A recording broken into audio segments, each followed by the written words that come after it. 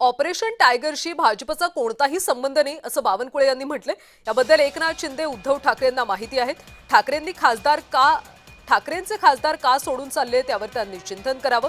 भाजपच्या पाठिंब्याशिवाय हे होऊ शकत नाही असं दानवेंनी म्हटलं। उद्धवजीला माहित आणि एकनाथ शिंदेला माहित, त्यामुळे भारतीय जनता पार्टीचा काही संबंध संपूर्ण या विषयाशी नाही। त्यामुळं भारतीय जनता पक्षाला गोवणे किंवा आमच्या नेत्यांना गोवणे काही योग्य नाही, किंवा आमच्या नेत्यांना याबद्दल आमच्या नेत्याबद्दल काही टीका टिप्पणी करणे किंवा आम्हाला जी त्यात आम्ही नाही आहोत त्या विषयात बोलणे काही योग्य नाही। भाजपच्या सपोर्ट शिवाय या गोष्टी होऊ शकत नाही। आणि हे कशासाठी चालू आहे?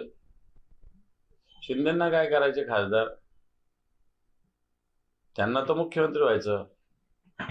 पण भाजप अशा पद्धतीनं अशा लोकांना कामाला लावतं आणि अशा लोकांच्या माध्यमातून संपत्ती वगैरेचं प्रलोभन दिलं जातं आणि नंतर हे लोक कोणाच्या वळसणी लावतात? भाजपच्याच।